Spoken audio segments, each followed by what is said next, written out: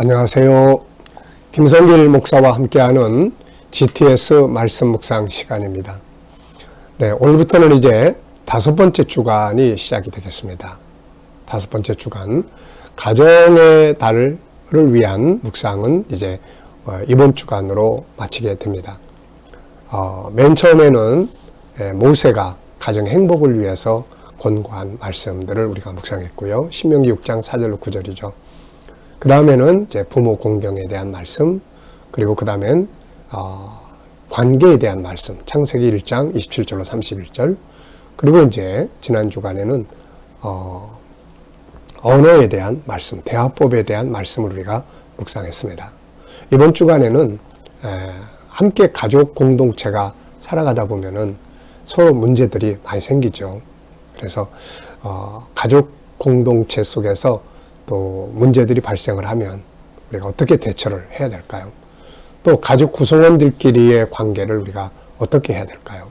그래서 이런 부분들을 오늘 한 주간 동안 묵상하게 되겠습니다.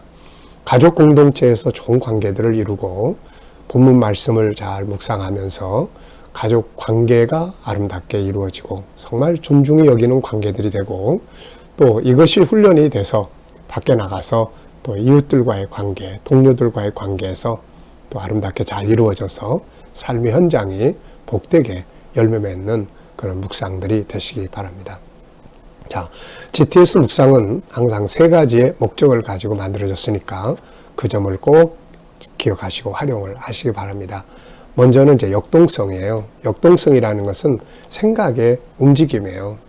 내 생각에서 주님 만나고, 내 생각에서 깨달음을 얻고, 내 생각에서 감동을 받고, 남이 감동받은 이야기를 듣는 게 아니라 내가 느끼고 깨닫고 하는 거죠. 두 번째는 이제 암송이에요. 본문 말씀을 암송하는 거예요. 모세가 하나님 말씀을 우리 마음에 새기라고 했잖아요. 마음에 새기는 게 중요합니다. 그래서 한 본문을 한 주간 동안 활용하는 거죠. 그리고 이제 세 번째는 주제들을 활용하는 겁니다. 7개의 주제 전체를 생각 속에 담고, 그 다음에 또 하나는 이제 중요한 것 찾고, 그 다음 날은 숨겨진 감춘 비밀 찾고, 그 다음에 하나님 마음 느끼고, 그 다음에는 나, 너, 환경과의 관계 잘하고, 그 다음에 이제 6번째 날은 응용하고, 배우고 응용하는 것이죠. 그리고 이제 7번째 날은 함께 나누는 겁니다. 나눌 수 있어야 돼요. 나눔이 있어야지, 나눔이 없으면 안 되거든요.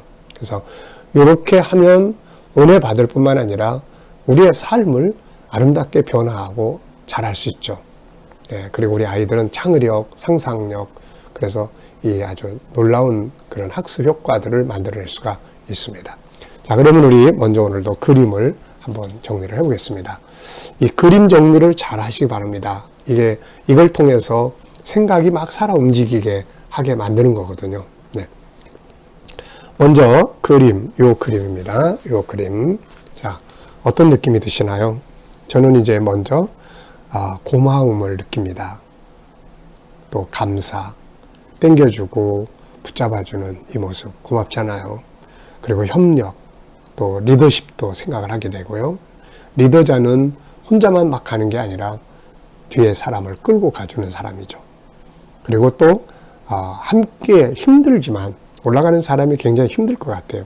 땡기는 사람도 힘들고. 근데 함께 협력함으로써 두 사람의 삶을 아름답게 이루어갈 수 있는 이 협력의 중요성을 느끼게 합니다. 두 번째는 그림 안에 있는 내용물을 한번 찾아보십시오. 보이는 부분도 있고 보이지 않는 부분들도 있죠. 보이는 부분만 보면은 새로운 변화를 만들어낼 수 없고, 보이지 않는 부분들을 볼 수 있는 것. 어떻게 보면 천재와 일반인의 차이점은 그런 것 같습니다. 천재들은 보이지 않는 것을 자꾸 생각하고 찾아내는 사람들이고, 일반인은 보이는 부분을 그냥 살아가는 사람들이 그런 것 같아요. 그래서 우리 아이들이 천재성을 기르기를 원하면 바로 이 코너에서 보이지 않는 부분을 많이 찾아낼 수 있도록 하는 것이, 훈련하는 것이 아주 좋아요. 그럼 어디를 가든 뭘 하든 눈에 보이는 부분만이 아니라 보이지 않는 부분을 기대하게 되고 찾아낼 수가 있게 되죠. 자, 저는 이제 보이는 부분은 우선 올라가는 사람, 댕겨주는 사람, 이들이 올라가야 할 언덕에 이런 걸 좀 적어봤고요. 보이지 않는 부분들은 우선 두 사람의 마음을 좀 생각을 해봤어요. 올라가는 사람을 이끌어주는, 그 사람 손을 붙잡아주는 이 사람 마음은 어떨까? 또 이 사람의 도움을 받아서 올라가는 이 사람 마음은 어떨까? 고마움, 감사, 또 이런 것도 있을 수 있고, 또 안 좋은 쪽으로 보면은 너 때문에 내가 힘들어 죽겠어, 뭐 이럴 수도 있는 거고. 그렇죠. 어떤 게 들어있을까요? 또 이 도움을, 올라가는 이 사람들이 올라가는 이 바위, 시커먼 바위 속에는 과연 무엇이 들어있을까? 또 그림을 그린 사람은 왜 다 새까만 글로 색깔을 칠했을까? 이런 생각들을 해보게 돼요. 만약에 이걸 이제 계속해서 이런 생각을 하면서 연구를 한다면 아마 더 많은 것들을 그 속에서 찾아낼 수 있지 않을까 싶습니다. 자, 그림에서 가장 중요한 건 뭘까요? 그것은 저는 협력이라고 적었어요. 이거는 정답은 없어요. 각자의 느낌이 정답이니까요. 그래서 이런 것들이 아이들하고 어른, 엄마와 자녀, 아빠와 자녀가 이 그림 보면서 어떤 생각이 들어? 유치원 애도 자기 느낌이 있거든요. 그래서 이 그림은 이런 내용이고 이런 내용, 이런 내용이니까 이렇게 해야 돼. 이건 가르치는 거예요. 이런 거 하지 말라는 거죠. 이런 거. 우리는 그동안 늘 그렇게 해왔거든요. 그러니까 애들이 재미없어요. 자기가 찾아내야 되는데. 그래서 자꾸 머릿속으로는 딴 생각하는 거예요. 그러니까 생각, 네 생각은 어때? 이거 보니까 꼭 동상 같아. 그러면 그 아이 생각이에요. 느낌. 그게 정답이에요. 그 아이는 그렇게 느끼는 거죠. 이게. 그 느낌을 존중하고 그걸 대화하고 인정해주고 이런 게 참 소중한 지혜를 키우는 방법이에요. 그림 보고 떠오르는 이야기나 사람 적어보는 겁니다. 자, 저는 이걸 보면서 내가 힘들 때 나를 도와주셨던 분들을 좀 생각을 해봤어요. 내가 참 힘들 때 나를 도왔던 분들이 있습니다. 먼저는 주님이죠. 정말 힘들고 어려울 때, 포기하고 싶을 때 나를 끌어주고 이끌어 주셨던 그분, 바로 예수 그리스도 그분. 또 현실 속에서도 힘들고 어려울 때 작든 크든 고비고비를 넘어갈 때 나를 도와줬던 분들이 계세요.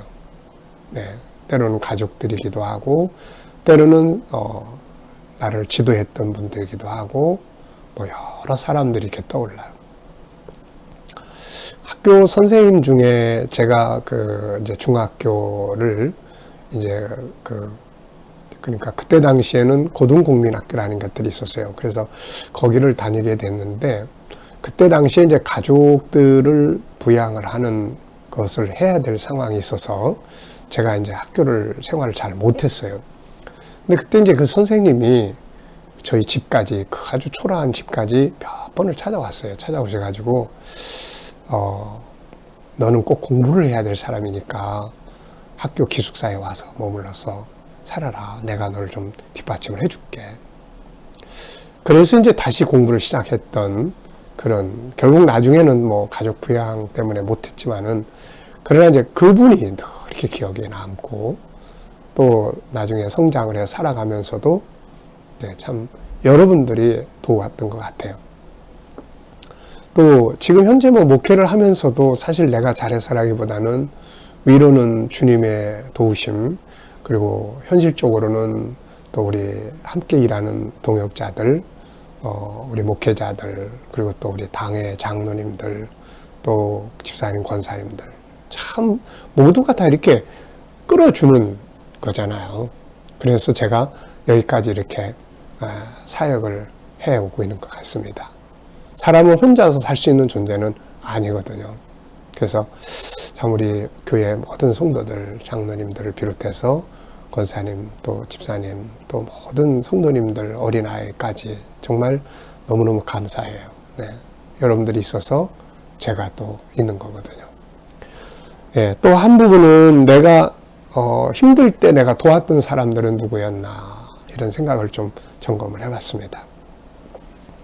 자, 네 번째 코너입니다. 여러분, 이 코너를 잘 하세요. 이 코너가 참 중요해요. 과거, 현재, 미래를 쭉 점검해 볼 수 있는 내용이니까요. 그래서 우리 아이들하고 할 때도 이 코너를 꼭 해보면 아이들의 미래를 아이들 스스로가 생각해 보게 하고 오늘의 삶을 이렇게 좀 교정할 수 있고 이렇게 하는 거거든요. 그래서 이 코너를 꼭 같이 해보면 좋습니다. 네가 오늘 이렇게 막 살면 앞으로 1년 뒤, 2년 뒤에 어떤 삶이 만들어질 것 같아? 그 마음 들어? 안 들면 지금 뭘 바꾸면 될까? 이게 이제 지혜로운 가르침이거든요. 자, 저는 여기서 이제 현장을 이렇게 했고, 이 앞부분에는 이제 지금 위에 붙잡아주는 사람을 누군가가 또 붙잡아주고 가지 않았나 하는 그 그림을 그려봤어요. 그래서 지금 이 사람이 또 다음 사람을 이렇게 끌어주는 거죠. 그리고 지금 이렇게 이제 다음 그림은 이제 이렇게 끌어줘서 그 다음에 두 사람이 손잡고 행복하게 이렇게 가는 그런 이제 그림을 그려볼 수 있을 것 같습니다. 자, 이제 본문 한번 읽어보겠습니다. 이번 주 본문도 세 곳의 말씀을 선택했습니다. 가족들과의 관계를 아름답게 만들기 위해서 이 세 곳의 말씀을 선택을 했으니까 이 말씀 꼭 기억하시기 바랍니다. 이렇게 살면 세상이 너무 행복해져요. 그리고 성공합니다. 가정도, 인생의 삶도요. 자, 읽어보겠습니다. 믿음이 강한 우리는 마땅히 믿음이 약한 자의 약점을 담당하고 자기를 기쁘게 하지 아니할 것이라. 우리 각 사람이 이웃을 기쁘게 하되 선을 이루고 덕을 세우도록 할지니라. 로마서 12장 10절. 형제를 사랑하여 서로 우애하고 존경하기를 서로 먼저 하며. 마태복음 18장 21절. 그때 베드로가 나와 이르되 주여 형제가 내게 죄를 범하면 몇 번이나 용서하여 주리이까? 7번까지 하오리이까? 예수께서 이르시되 내게 이르노니 7번뿐 아니라 7번을 70번까지라도 할지니라. 아멘.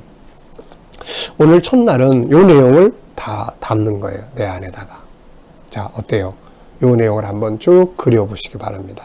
내 속에다가 이렇게 그려 넣는 거예요. 그림으로 그려 넣어보세요. 이렇게 그림으로. 오늘 그림을 생각해 보면서 아, 이게 이거구나, 이게 이거구나 한번 이렇게. 자, 먼저 감사한 일 3가지 적어보시고요. 어제 감사했던 것, 또 오늘 감사한 일. 자, 첫 번째입니다. 오늘 본문 전체를 읽고 느껴지는 것. 그림을 보고 느끼는 훈련을 잘하는 분들은 글씨를 봐도 그 다음에 이제 느낌이 많이 오죠. 네. 저는 4가지를 적었는데요. 첫째, 약한 자의 약점을 담당하라. 그래서 내가 있는 거다. 막 약한 자의 약점이 나타나면은 비판하고 막 정죄하고 그냥 막 짓밟고 막 그러지 말고 아, 그래서 내가 있는 거구나. 이걸 제일 모범으로 해주신 분이 바로 예수님이잖아요. 그분은 우리가 약할 때 더 강하게 우리 안에서 일을 하시죠. 두 번째는 이웃을 기쁘게 하라. 이게 참 성공의 비결이에요. 인생 성공의 비결. 성공하고 싶으면 먼저 다른 사람의 성공을 도우세요. 다른 사람의 약점을 담당해주고 그래서 내가 있는 거예요. 걱정하지 마세요. 내가 좀 도와드릴게요. 그리고 그 사람이 하는 일을 잘할 수 있도록 성공할 수 있도록 돕는 것. 예수님이 그런 일을 하러 세상에 오신 거거든요. 실패한 베드로에게 성공하도록 도와주시고. 그래서 성공하는 거예요. 본인도. 네. 세 번째는 우애와 존경. 이건 참 살아가는데 꼭 필요한 건데 이걸 먼저 하라는 거죠. 상대방이 나를 존경해 주길 기대하지 말고 내가 먼저 하라는 거예요. 먼저. 그 다음에 이제 용서입니다. 사람이 살아가다 보면 잘못할 때도 많이 있잖아요. 용서하라는 거죠.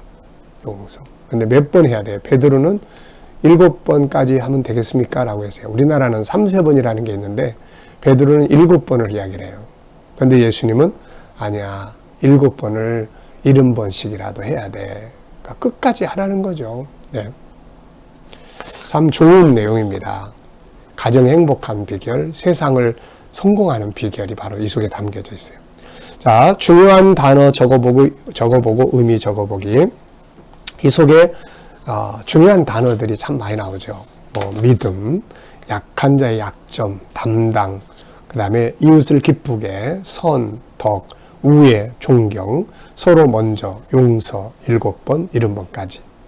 사실 어떻게 보면 인생은 제목을 정하고 그 제목을 풀어가는 훈련이라고 할 수 있습니다.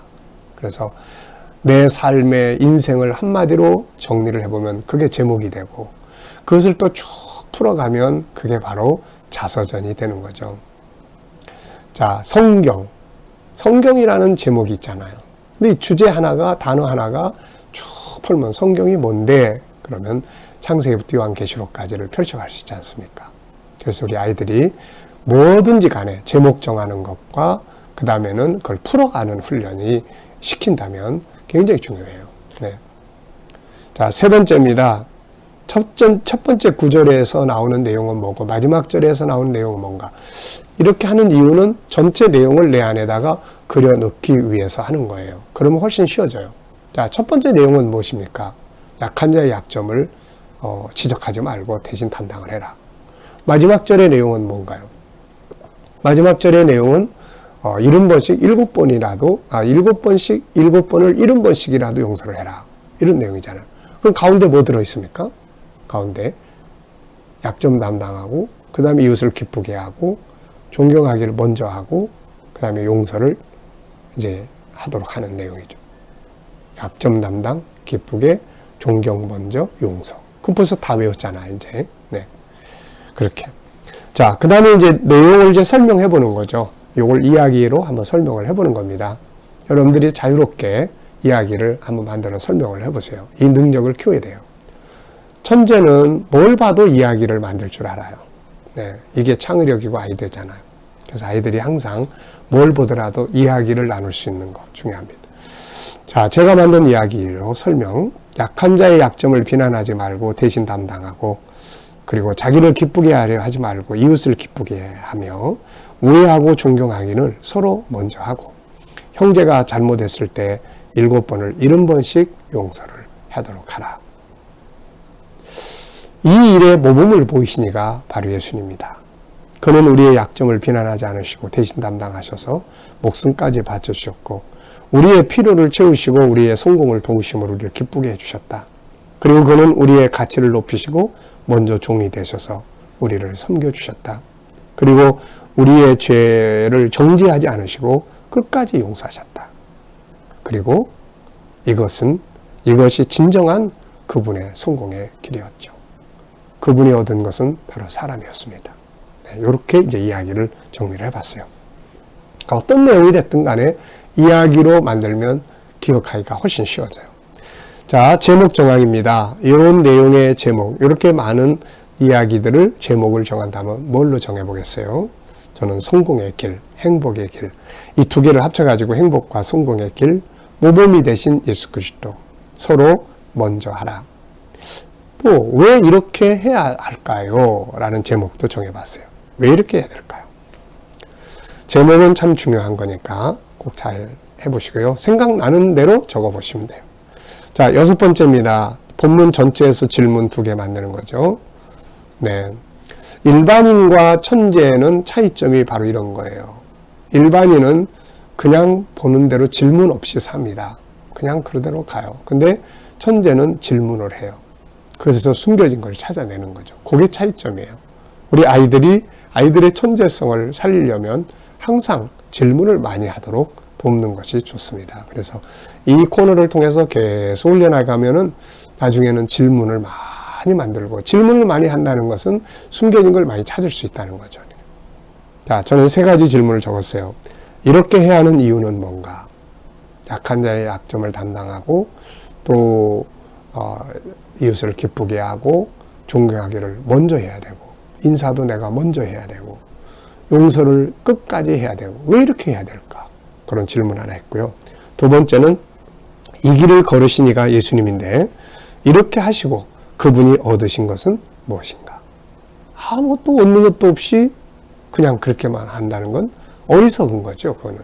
그런데 이렇게 해서 얻은 게 너무 많아요. 그래서 정말 성공하는 길은 바로 이렇게 사는 것이구나. 이거를 주님이 보여주신 거죠. 그래서 그분이 얻으신 것은 뭔가. 3번째는 나는 지금 어떤 것을 실천하고 있는가. 이 중에서 크게 4덩어리잖아요. 약점 담당, 이웃 기쁘게 하고 존경하기는 먼저 하고 용서하고 이 4가지 덩어리 중에서 내가 잘 실천하는 것은 무엇인가. 이런 질문을 해보면서 점검을 해봅니다.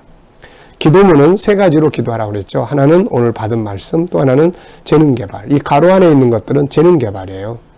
아이들은 이 기도를 꼭 해서 늘 익숙하게 해줘야 돼요. 기억력, 상상력, 집중력, 분석력, 스토리텔링, 문장력. 이런 걸 익숙해지면 이제 자기 것이 되고 깊어지게 되는 거죠. 문장력이 뭐지? 네, 이렇게.